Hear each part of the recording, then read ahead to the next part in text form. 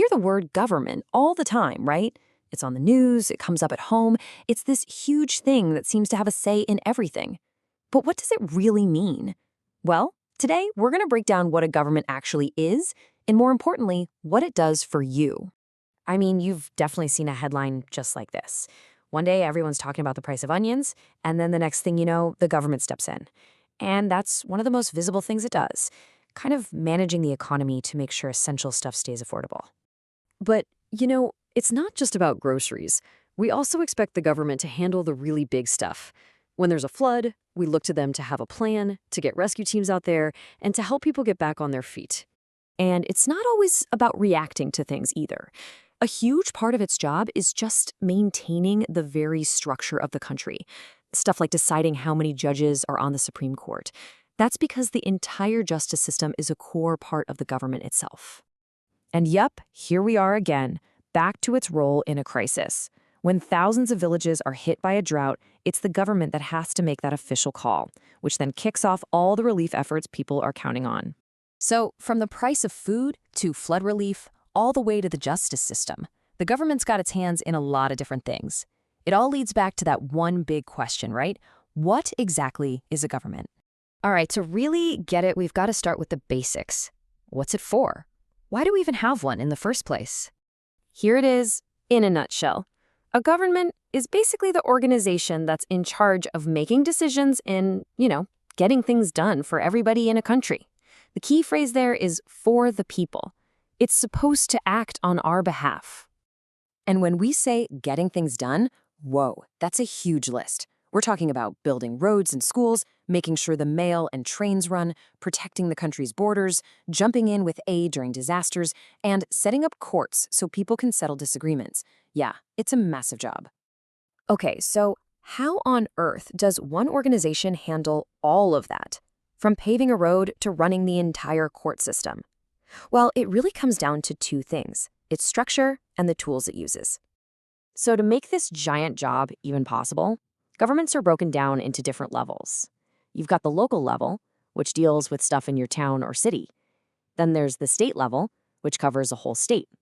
And finally, you have the national level, which handles the big picture for the entire country. So what's the main tool they use to make all of this actually work? Laws. To make sure its decisions are actually followed, a government creates rules that every single person in the country has to follow. I mean, think about it. What's the point of a decision if nobody has to listen? Okay, but that brings up a really important question.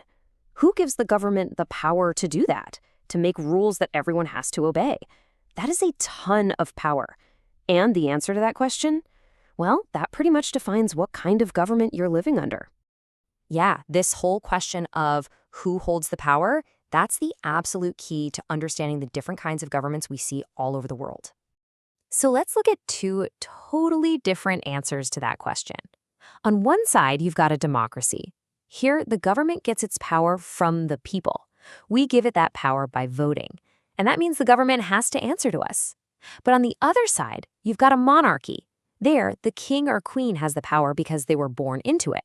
They don't have to explain their decisions to anyone. The power comes from their family line, not from the people.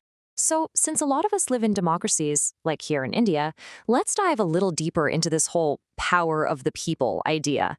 How does that actually play out? Okay, the engine of a modern democracy is something called universal adult franchise. It sounds fancy, but it's a simple and incredibly powerful idea. If you're an adult citizen, you get to vote. Period. No ifs, ands, or buts. But, and this is a huge but, we really can't take this for granted. For a long time, this right wasn't universal at all. In most places, only a tiny group of people could vote, usually men who owned property and had an education. Everyone else, they were just left out. This right to vote, it's also called suffrage. It didn't just happen. People had to fight for it, hard. A perfect example is the women's suffrage movement. During World War I, women stepped up and did jobs that were always considered men's work, which really challenged old ideas. This struggle led to huge wins, like women getting the vote in the US in 1920 and in the UK in 1928. And right here in India, Leaders like Gandhiji saw this as a massive injustice. He just couldn't accept the idea that a man's wealth was more important than his character when it came to having a voice. I mean, that just cuts right to the heart of it, doesn't it? It reminds you that this isn't just about politics. It's a victory for fairness and equality that people fought and struggled for. Okay, so we've gone from onions to courtrooms to the right to vote. So what's the bottom line here? Why does any of this matter to you? Well, it really all boils down to this one simple thing. The kind of government a country has is what decides how much power you have as a person living there. It's the difference between being a subject who is ruled and being a citizen who has a voice. And that kind of leaves us with one last big thought to chew on. If a democracy really is ruled by the people, well, that means the government's power ultimately starts with you. So it really makes you think, doesn't it? What's your part to play in all this?